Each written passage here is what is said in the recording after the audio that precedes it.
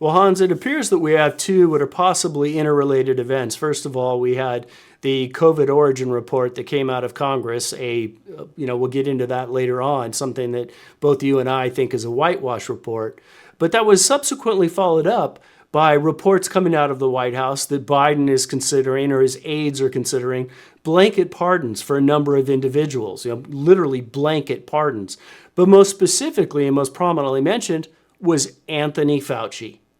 Now, it boggles the mind that anybody could be considering giving a pardon for him. But at the same time, I think we probably both had a response of, well, of course they are. Because he, unlike probably any other individual, Fauci probably holds the key to pretty much everything in terms of the way our governments work, the corruption and the fiefdoms that are at play and the power controls. And, he laces through so many different elements of our government. He does. It's an amazing, well, it's what Scott Adams calls the two movies on one screen. So the country's watching the same movie, but they're seeing it completely Yeah. differently. Um, so in terms of how, let's start with how a lot of people on the other side are seeing this. Like, why would you pardon Fauci? He's the patron saint of everything. He's the hero. He's the everything. And then, of course, the other side, and in particular us here, in terms of what we've been talking about for so many years now. Well, of course they have to pardon Fauci because he indirectly is responsible for the deaths of 25 million people, the destruction of, you know, huge parts of the economy, so many people uprooted by this, trillions. I mean, worldwide, we're looking at 20, 30, 40 trillion in damages. I mean, it's just unimaginable what that guy did, even though it was indirect. So, of course, if that's the guy you want to protect, he would be the most important person in the entire world that you want to protect. In other words, if he, for whatever reason, is your hero, then he should be the very first one on your pardon list. Of course, it makes perfect sense from that point of view. So yeah, it's kind of funny seeing the reactions from both sides. Well, yeah, of course, versus the why he didn't do anything wrong. You know, it's sort of it's sad really that so many people don't understand even now what he did. And you know, I've just mentioned the indirectly causing the pandemic, and we can get into the details of what happened there. But of course, it the pardon wouldn't be so much about that because, as I said, that's indirect. There is guilt, there's responsibility, there's all that kind of stuff. But the pardon, from a legal point of view, would be be the cover up. It would look at the cover up because the cover up is where the crimes were committed. So outsourcing these reckless experiments of the Wuhan lab, yeah, I mean that's enormous guilt, that's enormous moral responsibility, all those kinds of things. But in terms of the legal side, it's what happened after it happened. And namely, and again, this is something we've been talking about for so many years. We broke some of these stories. We were the first ones, for instance, to talk about we had a seminal piece back in June of 2021 about the secret Mm-hmm. teleconference. That was the cover up. Fauci instigated, orchestrated the cover up of his involvement with the Wuhan lab. And of course, from a legal point of view, the cover up is what brings the legal culpability. And yeah, I mean, again, at the risk of repeating myself, if I was on Fauci's side for whatever reason, like Biden pardoned his son because obviously his son is on his side, right? So if that was the way I thought about Fauci, yeah, he would be the first person in the entire world whom I would pardon. Well, it's interesting because the article, I think it was Politico, I'm not sure, but they were framing it as preemptive pardons to fend off unwarranted attacks from the new Trump administration. I think they even went to the trouble of saying people who had done nothing wrong. And of course, Fauci exemplifies doing things wrong more than anybody else, and provably, demonstrably so. It's amazing to me that he's been able to hold up as well as he has, kind of on the left side of public opinion, because the things that he's done, it's proven time and time again. It's not just speculation. These are things that we can show, we can demonstrate. And I think one of the things that we've been trying to pound home, and it's something that you and I have always thought about from day one when we kind of stumbled into this whole thing, is that Fauci's sort of emblematic. He's tip of the spear. He's the top of the iceberg. That basically he represents everything that else is wrong with our government below that, and he interlaces through the other government agencies. And we're talking about things like the DoD. We're talking about the fact that 15 federal agencies were aware of the diffuse proposal, the blueprint for the creation of COVID. The fact that EcoHealth was getting funding from the DoD and from other agencies, that the State Department was involved in the cover-up. So it's kind of hard to think of something that traces its way through so many different elements of our government. And Fauci's the tip of all of that. It's clear that he felt tasked to, basically had to engineer a cover-up, because if you unravel that, it's not just culpability on Fauci's part, but rather it transmits its way through issues with the rest of our government and their involvement in all of this. It also, as we've said many, many times, traces its way to raising questions over past outbreaks, other elements that very may well, in fact, I think likely, have originated from other lab leaks. So he's kind of like this little Band-Aid on the tip of a wound, and if you pull that off, everything comes gushing out. And they can't have that. So I was both, really disappointed and upset when I heard this, and at the same time, just like, well, yeah, of course they're going to try and do this. Why? Because they have to. I'd argue he's more than a band-aid because he was the focal point of the post 9/11 kind of bioweapons world. So it might be worth just going back here in history, go through the timeline, just very briefly, just to put all this stuff into context. So first of all, Fauci was the head of NIAID, which is a big part of this of NIH, and in many ways he was the de facto head of NIH because the NIH directors kept coming and going, but Fauci, the head of NIAID, was there the whole time since 1984. So first of all, I think anyone with a functioning brain will understand that that doesn't happen, and it does not happen in government. You cannot have one guy in charge of one agency for 40 years. That's just simply impossible, and yet it happened. I mean, the only time I've ever seen that is like in a family business. And the only time it ever happened in government, of course, was J. Edgar Hoover, who was head of the FBI for, like, he founded it, and then he stayed as director for, like, what was it, 40, something similar, in terms of years. And then, of course, that amount of time in government, in such an important position, you pool so much power. You know so much. You have control over so many people. In Hoover's case, blackmail. In Fauci's case, probably as well. And his power was greatly enhanced in 2001 because after 9/11, people started thinking in a completely new kind of paradigm. And of course, there was the anthrax attacks that quickly followed 9/11. And who was put in charge of this covert bioweapons program of the US government? It was Fauci. Cheney put Fauci in charge. And at that point, he wasn't just NIAID, means infectious and diseases and allergies. That's the title, National Institute of Infectious Diseases and Allergies. Well, it was no longer that. It was the bioweapons. He was in charge of that.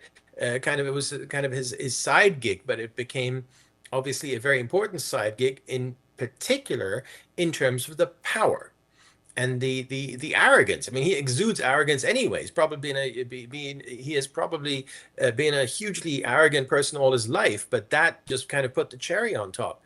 And so, with that in mind, just going forward in the timeline here, when this gain of function stuff became possible in around 2010, 2011, he immediately seized upon it. That was the thing. He wanted that thing. He wanted everything to do with gain of function, because essentially gain of function is another word of creating bioweapons. I mean, gain of function is just a nice way of saying that. Gain of function means you take a pathogen and give it an extra function, and the extra function is We don't need to beat around the bush here. The extra function is to infect humans. That's what it's all about. Okay.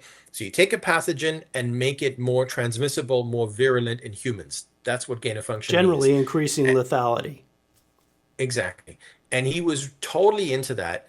And it was a huge proponent of that. And you got to see that in this sort of context of him being in charge of this covert bioweapons program of the United States government. Now, that might be slightly overstated. I'm not sure it is, but I just wanted to say that because, of course, the United States is part of the Biological Weapons Convention. So you're not supposed to do that kind of stuff, right? But after 9/11, Dick Cheney decided, well, we have to do that kind of stuff because the bad guys are doing this kind of stuff. So we got to do it too.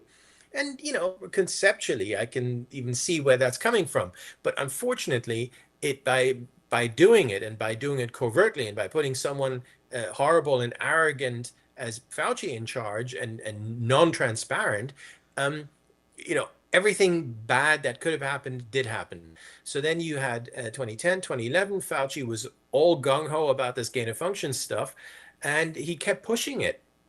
And then, of course, we've talked about this many times, Obama, to his credit, semi-credit, there's a bit of nuance there, said, no, no, no, we can't do this. This is too dangerous. And then he put in this moratorium, no more gain of function. And then, of course, Fauci said, well, I don't care. I'm just going to send it to China. I'm going to send the work to China. And that's how we got COVID. So that's kind of the truncated version of what happened here.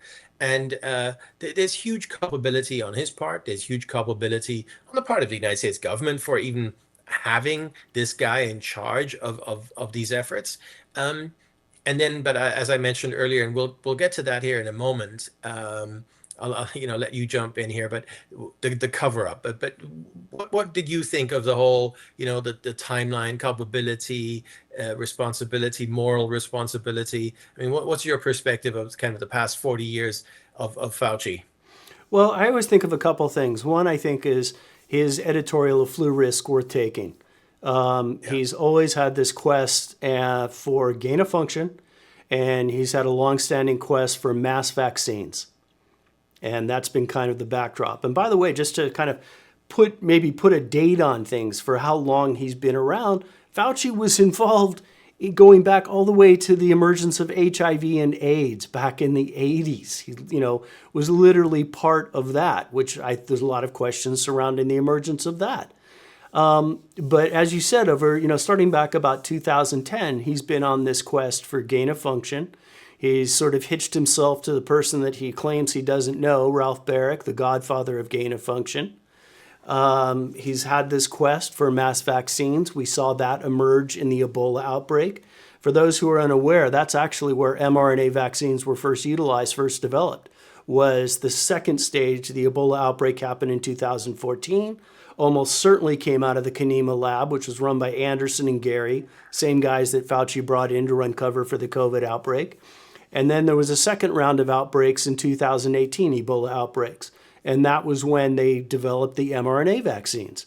And the problem that they had is that it was both an unprofitable market. It was basically a dead-end market. It wasn't big enough to justify what they were doing, and there was a built-in hunger to use mRNA vaccines on a larger basis.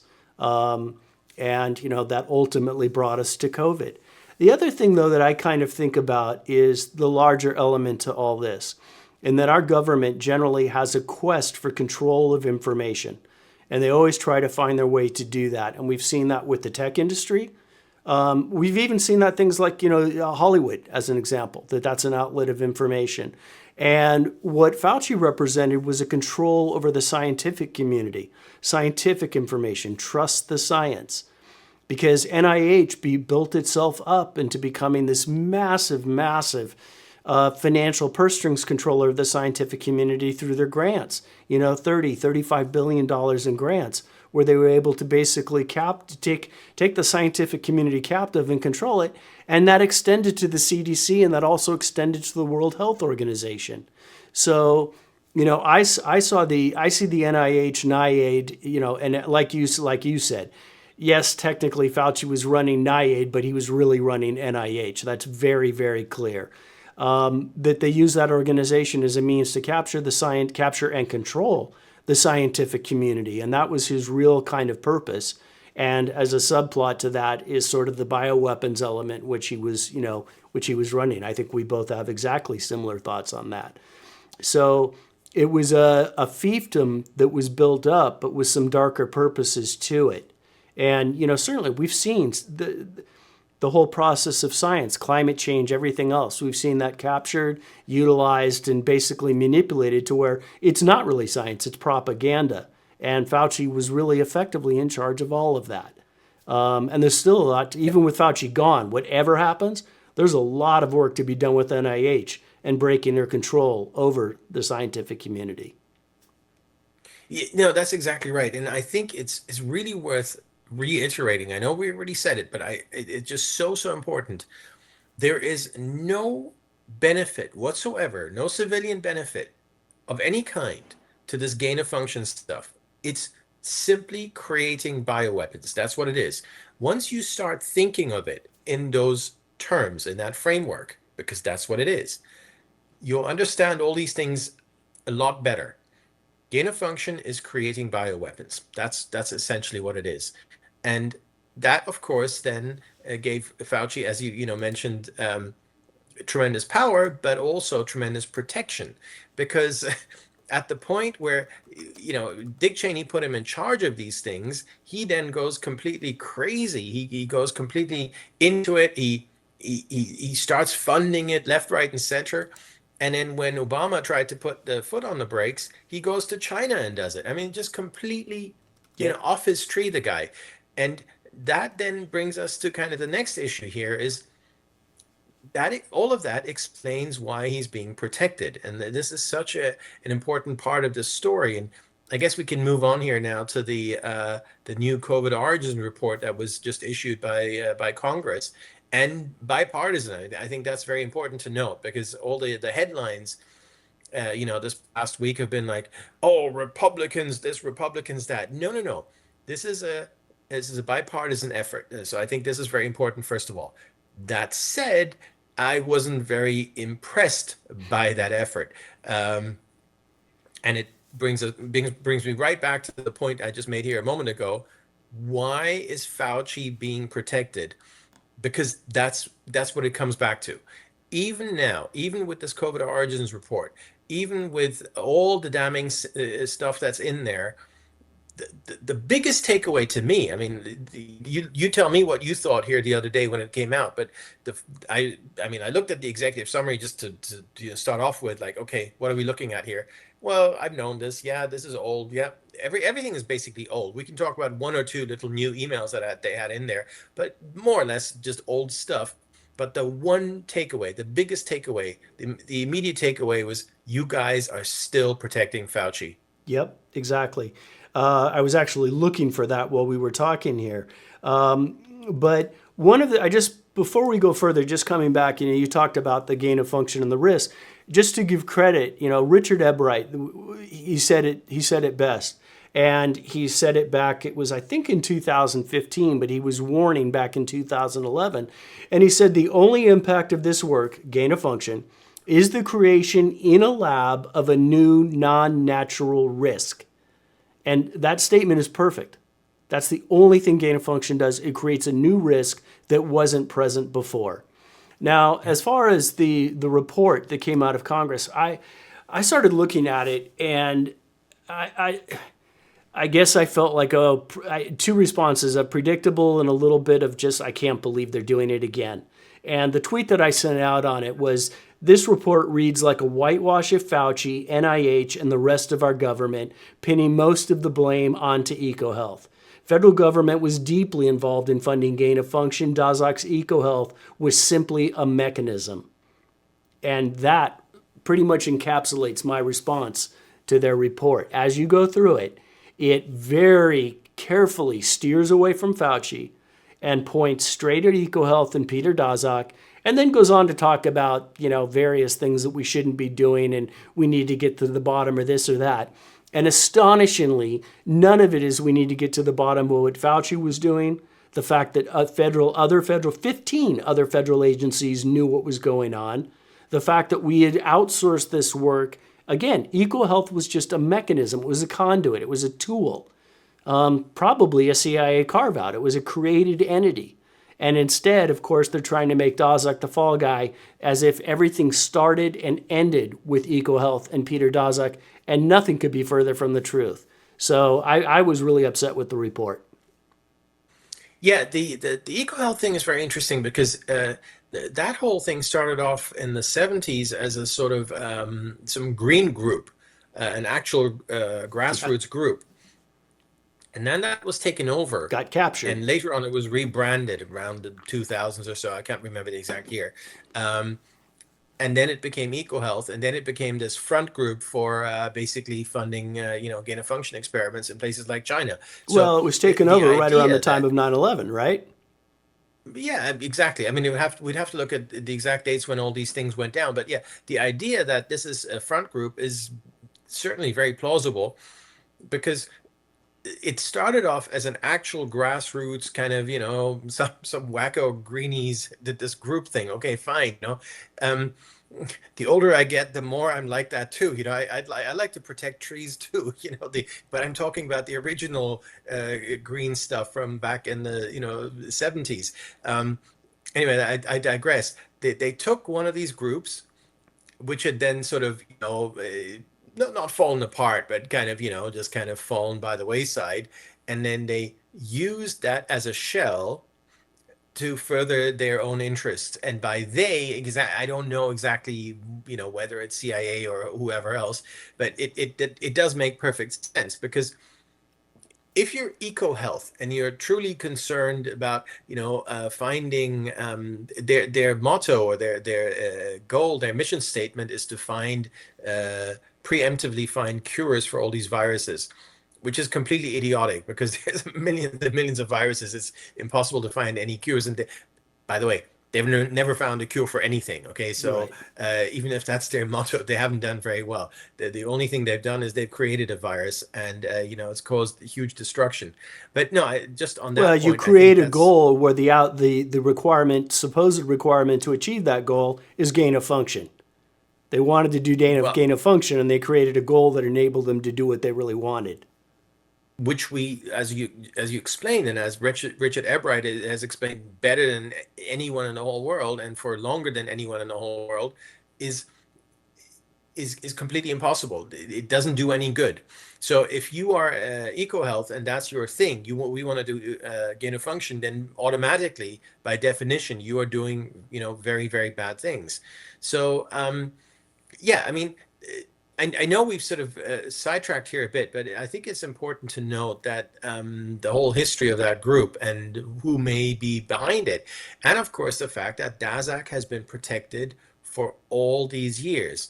Now the report does, as you know, you explained, kind of throw him under the bus. I wouldn't say entirely. I mean, there's still one of the most disappointing parts about the report, I gotta say, is the hedging of oh, it might have come out of the lab, it probably came out of the lab, whatever. This is a proven fact. Anyone who knows what we know, not what we speculate, what our opinions are, whatever, the things we know, like the diffuse proposal you mentioned earlier, um, the studies to do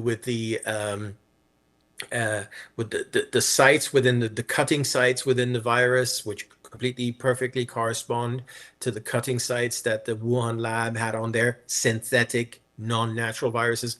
I mean, there's so many pieces of evidence. The fact that it started in Wuhan, I mean, on and on and on and on. The fear and cleavage site, we could just go on here all day. So for the committee to come out and say, oh, it's likely, whatever. I didn't like that. They should have been far more definitive. This thing came out of a lab, full stop. And by the way, the former CDC director, Redfield, he's come out and said exactly that. He's not hedging. So how come he's not hedging, but these guys are hedging? So I The was, State very Department disappointed. email back in April of 2020 wasn't hedging. They went so far Yep. as to say that every other theory that had been propagated, there was 5 of them, were all designed to distract from the fact that it came out of the lab. Right. And so being almost in 2025 here and having these people still hedging, I thought that was very, very disappointing. And to an extent, that protects Daszak, or, well, at least it doesn't throw him entirely under the bus. There were two other people they basically blamed. Again, this is trying to, not blame Fauci. One of them is this guy, David Morans. He was the Morons. senior advisor to Fauci. We've talked about him before. He's the guy who tried to avoid the FOIA laws, and he did all kinds of very shady things. So the report is very critical of him. But again, the way I see it is he's a proxy for Fauci. Who's David Morans? He's just some bureaucrat at NIAID. He's a guy who is only in his position because Fauci put him there. He was Fauci's senior advisor. Everything this guy does, he does because of Fauci. But of course, the report doesn't say that David Morans is Fauci's proxy. The report makes it look as if David Morans is a very, very bad guy, which he is. But that doesn't say the same stuff about Fauci. And then the third person, so you got Daszak, Morans, and the third person is the FOIA lady. They don't like her very much. So again, who is she? She is the lady who's in charge of the FOIA at NIH, and she was instructing people like David Morans on how to avoid FOIA. She was helping them not to have FOIA, not to release stuff, even though she's the person paid by taxpayers to release the stuff. So she was doing the opposite of what she was paid to do, what her whole job is. The problem, of course, again, same with Morans, this woman is a proxy of Fauci. She's a surrogate. She wouldn't do, why would she do all those things? Would she cover up, Fauci's emails, all the gain of function stuff, all the stuff that was concealed? Would she do that just because she felt like it? Of course not. She does it because she is a surrogate of Fauci's. And again, the report absolutely does not make that connection at all. So, that's all of that's very disappointing. So they've kind of picked out their three people that they want to blame all this on. But let's be, very clear here. And, coming back to how we started off with the fact that he might be pardoned. Well, I think now it's becoming more clear why that's so necessary, because when I say necessary, again, this from a point of view of a Fauci fan, right?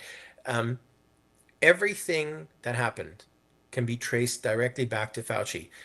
All of these people were Fauci's proxies or surrogates. None of these people did anything like on their own. They woke up one day and covered up stuff. No, they didn't. Fauci. Fauci made them do this.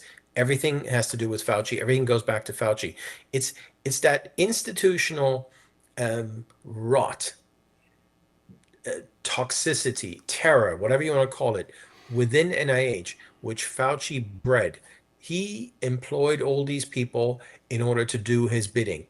And I know I've already said this, but this is so disappointing that the report couldn't get itself to say that. Well, it goes back to that premise that Fauci is sort of tip of spear, that if you attack Fauci, that leads you into basically the entirety of our government. And, let's not forget, in terms of pointing fingers at Morans and, the report, pointing fingers at Morans and the FOIA lady, et cetera, that, it was an article by John Cohen in Science Magazine on, I think it was January 31st, might have been the 30th, I forget. But that article indirectly linked, it was basically, that article was almost certainly probably commissioned by Fauci. When you read it with a jaundiced eye and read through it, you can see that that was basically preset propaganda, except Cohen made one mistake. He linked to an article which linked to another article. This is how we found it. This is what set us off. And that secondary article was a 2015 paper about NIH and Fauci specifically funding gain of function at the Wuhan lab. And that was what set everything in motion. That is what Fauci was reacting to when he established his secret teleconference, which miraculously decided that it was a natural origin. That's when the narrative was created, despite the fact of having been told the night before that it appeared to be a lab leak. And that set everything off. So the idea that we shift over to Morans or the FOIA lady and that those are the bad people It's ludicrous. And it's once again because Congress doesn't have the spine. They know, I think certainly at least some members of Congress fully understand what happened. But it's that understanding that they can't afford to pursue those avenues yet. But it's just it's kind of the report to me is an affront. I guess I can't say that it wasn't expected, but it's a complete distraction from what actually happened. Yeah, you I know what really else is hope I included in that tweet that I read off that I said we need we need a true accounting to Jay Bhattacharya because we as he comes into NIH, I hope that he makes that job one is providing a real accounting for what actually happened there, as well as disentangling the NIH from the control that they have over the scientific community. very much so. And you know what else is missing from the report? Ralph Barrick. Yeah. Of course, he's mentioned, but in terms of it's protecting him. None of this, none of this would have happened without Ralph Barrick. Mm-hmm. Now, I'm not saying he created COVID, but he absolutely facilitated the creation of COVID. He was the one who took the bat lady in Wuhan under his wings and taught her how to do this stuff. They did that seminal study in 2015, the one that you mentioned that Richard Ebright warned about, where they made a SARS virus more transmissible in humans. That was done because Barrick was telling the bat lady how to do these things. And of course, most importantly, Barrick sent the humanized mice to Wuhan. So you can insert the furin cleavage site or whatever you have in mind, but then you got to test it on the mice. You got to feed it through the mice. And it's only in the mice that you then find out what happens with the virus and that the virus starts replicating and so on and so forth. And again, without the humanized mice, none of this would have happened. And what else do we know about Barrick? Well, we talked about this some weeks ago. The University of North Carolina is hiding all his emails and all his documents, all his lab reports, everything.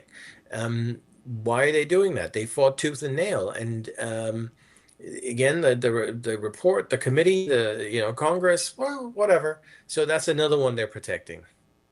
Well, and I mean, Barrick's been doing this for decades, and I mean, when that was what Ebright was reacting to when he said, that the only thing you're doing is creating a new risk. He was reacting to the various experiments that have been done, including by Barrick. And let's also not forget that the University of North Carolina received something like $250 million.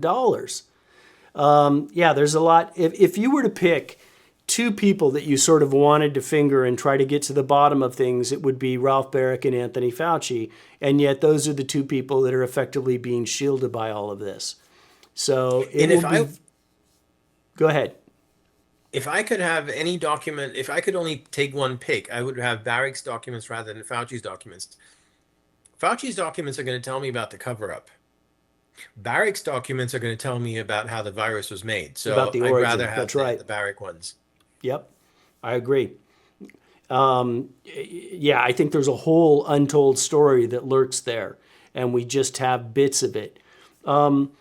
It's also worth remembering, I just what popped into my head, I was thinking of James LeDuc at the Galveston lab. And that guy knew very early on. It's an NIH funded, it's like the preeminent NIH funded lab here. He knew out of the gate, we have emails from him and telling the head of the Wuhan lab, like, look, just now's the time, come clean, under the radar. We also have emails where he's got a public narrative and a private narrative, or a public narrative and a private admittance, maybe is a better way to say it. And where he acknowledged that it's all but that even back in early 2020 that it was all but certain that it had come out of the Wuhan lab. You have all these different tendrils going on, and that's if you cover up Fauci, you cover up those tendrils. He'd be another one, by the way, that would be interesting to bring into the equation, James LeDuc, and see what he had to say about things. Yeah, and he knew that the lab was um, nominally run by people like Xi Jinping, the bat lady, but he knew that the real power brokers behind the lab is the Communist Party, he knew that. We know that from his emails. And he contacted the Communist Party honcho there, Yuan Jiming, right after the thing came out of the lab, and right after it started. And he was like, "Well, we talked about this in years ago about Leduc telling Yuan Jiming to come clean. He doesn't have to come clean publicly, but at least tell Leduc what happened, Right. you know, so so that they can get their stories straight. And then, of And course, again, Yuan Leduc isn't never going to ever Xi Zhengli. He's going to the head of the true head, the head of the the Chinese true head, right? The CDC, the Chinese CCP Communist guy Party official. who's running the lab, absolutely. And yeah, so he never got a reply. Obviously, what a dumb email to write in the first place. Of course, you're not going to get a reply.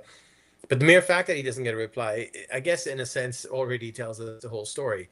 Um, so the fact that he wrote it tells me that he's naive. The fact that he didn't get a reply tells me that, yeah, they all know exactly what happened and they're not going to talk about it. Well, Um, here's a perfect encapsulation of that. On the same day, James Leduc had already contacted the head of the China CDC, which was really effectively running the Wuhan lab.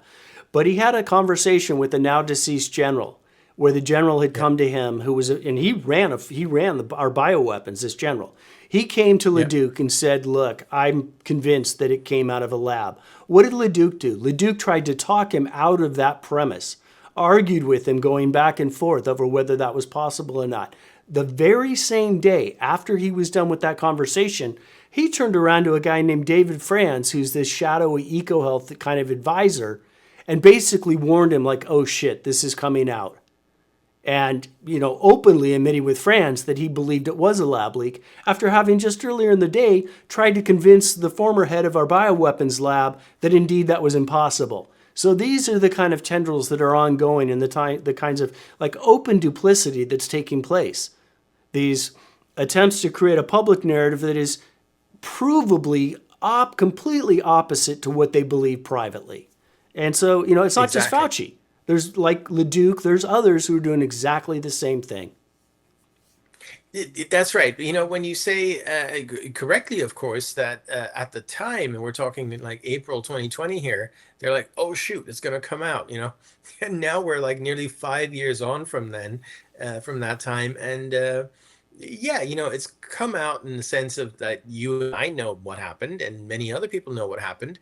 But sort of, we're, we're still stuck in a world where a GOP-led bipartisan committee cannot get itself to say this is what happened. And that's very, very sad. But that does bring us to the cover up. We haven't really talked about the cover up so much yet because this brings us back to the beginning.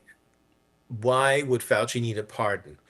So all the stuff we discussed about, his infatuation with gain of function, his outsourcing of gain of function to China, all these horrible things he did are probably not going to be prosecutable.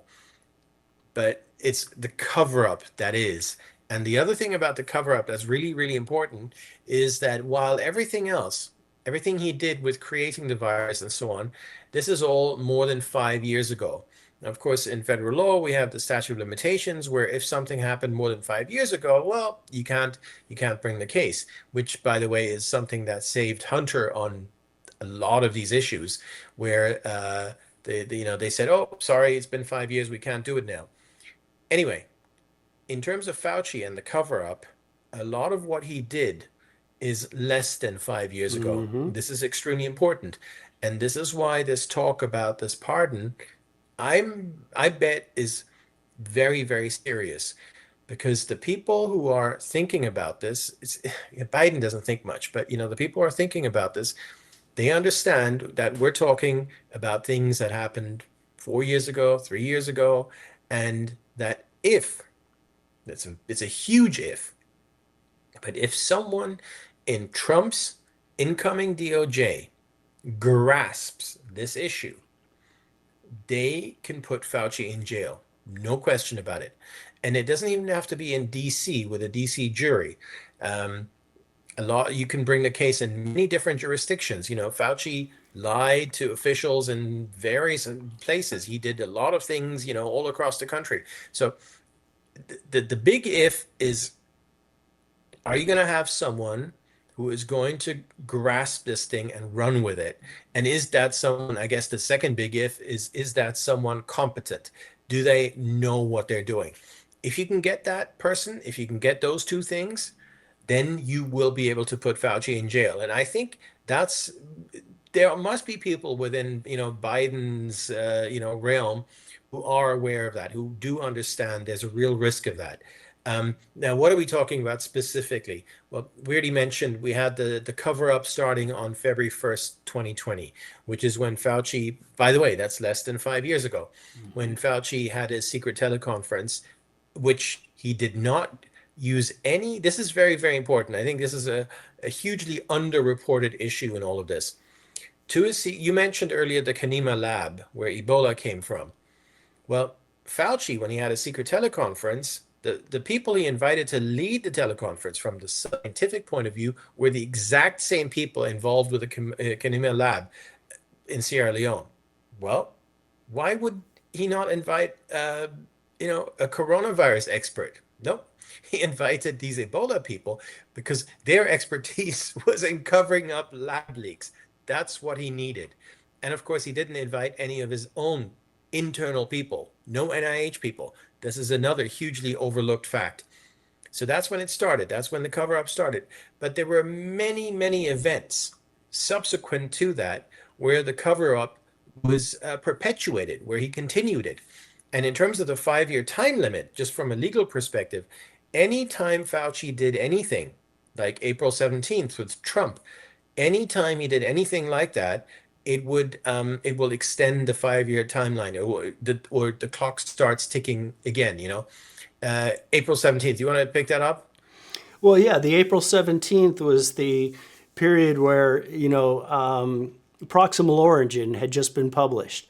And it was initiated at Fauci's direction. Moreover, Fauci got involved in the editing process of proximal origin, which was co written by Robert Gary and Christian Anderson, the directors of the Kanema Lab, who, by the way, used the exact same excuse that it was bats that miraculously traversed, fruit bats that traversed the breadth of Africa, some more than 2,000 miles, with not a single infection between place, that it was the bats which brought Ebola to the source of the outbreak, which just so happened to be right at the center of where the Kanema lab was located. So he brought those two individuals to come in and create the exact same narrative for the outbreak of COVID, to also directed them to write proximal origin, which said it was a natural origin and not a lab leak.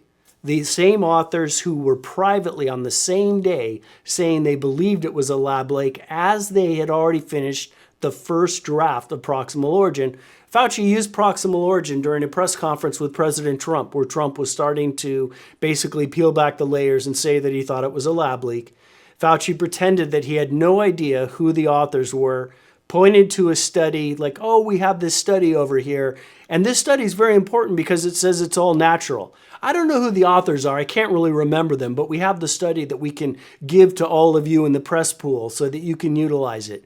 When he was part of editing the document, then we can go on. What about all the different times that Fauci testified before Congress and Exactly. Yeah. lied demonstrably? And lied. On the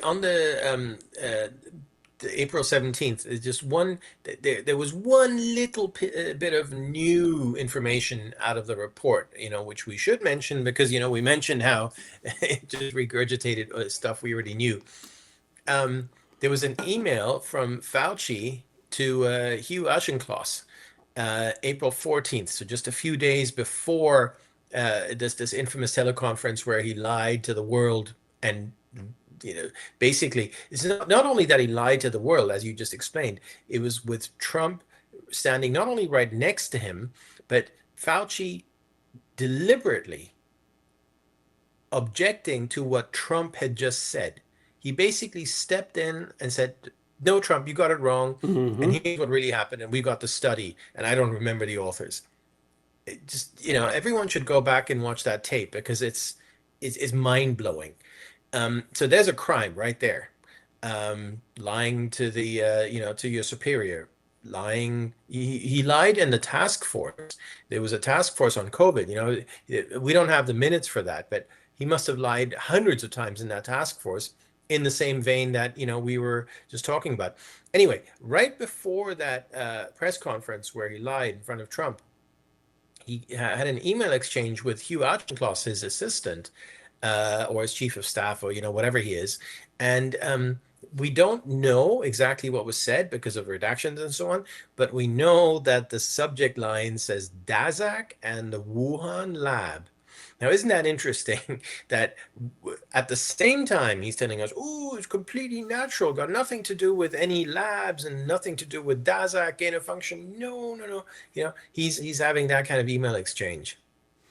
Yeah, and with Auchincloss, who by the way subsequently became the interim head of the NIH, and was intimately involved in the creation of the buildup on the teleconference. The day of the secret teleconference, Fauci was emailing Hugh Auchincloss with the the Science article by John Cohen, which set things in motion, telling him, you got to keep your phone on. We have a lot of things we need to get done today. Frankly, Hugh Auchincloss is another one who'd be good to get some very real questioning of. So, it goes on and on. There's any number of points at which he demonstrably lied to extend that clock. But again, I still think that the larger picture is that you don't. It's more than. I guess what I'm trying to say is you're not trying to protect Fauci. You're trying to protect everything that falls behind Fauci, because it's so vast, and that's probably why this coronavirus pandemic report was so bad. It was intentionally drawn that way. It's a shame that GOP Congress at this point in time can't do better than this, and that they still find themselves beholden to, whatever threats from the intelligence community, the DoD, etc. But we really do need to get moving and try to get to the bottom of this. And even with the extensions, Yeah, the clock is ticking. I don't think Fauci is the type who's gonna um spill the beans to protect himself. Um, he's certainly the type to lash out to protect himself. But let's say there is some kind of investigation of Fauci. Is he then going to say, well, if you don't stop this investigation, I'm going to tell you exactly what mandate Dick Cheney gave me to do this and that and to do it secretly. And I'm going to spill the beans on the US bioweapons program, which we're not supposed to have, and all that kind of stuff. Um, I think that might be a fear that's in some people's heads right now. Uh, to me, I don't think Fauci is that type. I don't think that's his modus operandi. I think Fauci is more of a, yeah, he fights his wars a different way. So if I was on the other side, I wouldn't be afraid of him spilling the beans on the U.S. bioweapons program.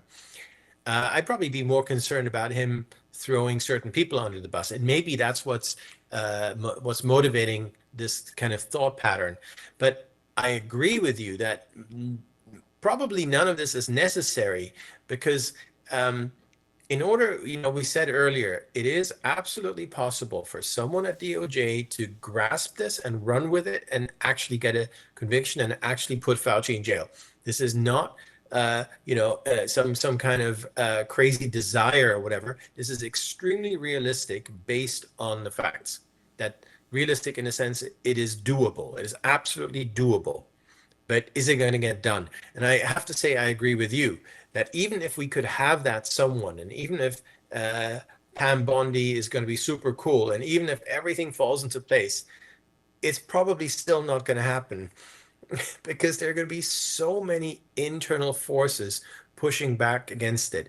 You mentioned intelligence community, the whole the DoD, huge part of that. Mm-hmm. There's all these entanglements with Barrick, Daszak, Fauci, Pentagon, DARPA. I mean, the whole thing is so incredibly messy and corrupt that it would take a superhuman effort to bring not only Fauci to justice, but even just a bit of sunshine, even a little bit of accountability of some kind, transparency, anything like that.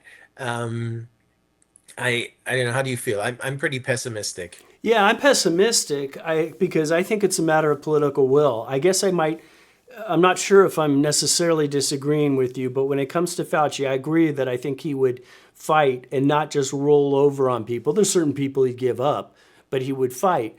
But I also think about all the things that you and I now know and have discovered just by doing this work.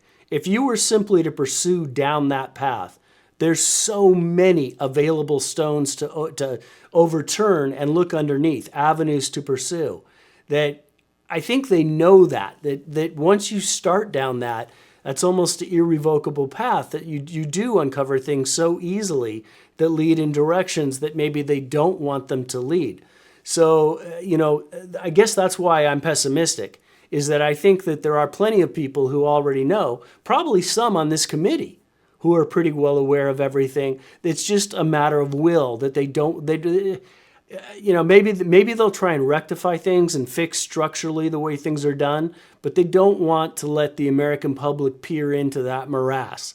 They would much rather plaster it over, pretend that it didn't happen, and just move on. And I am worried because I feel like this report is sort of setting the stage for the direction. That maybe this is the cohesively agreed upon direction that, yeah, we're going to, discuss it a little bit. We're going to try to fix some of the larger problems. We're going to finger EcoHealth and Peter Daszak, and we're not going to really try to damage the larger establishment. We're just going to move on. If you go down that path and you really try to pursue that with rigor, the understanding of how our government works and what it involves itself in, and how there's the interrelationship between the various agencies and the kind of the black ops projects, all of that would all come to the surface, and that's why they won't do it.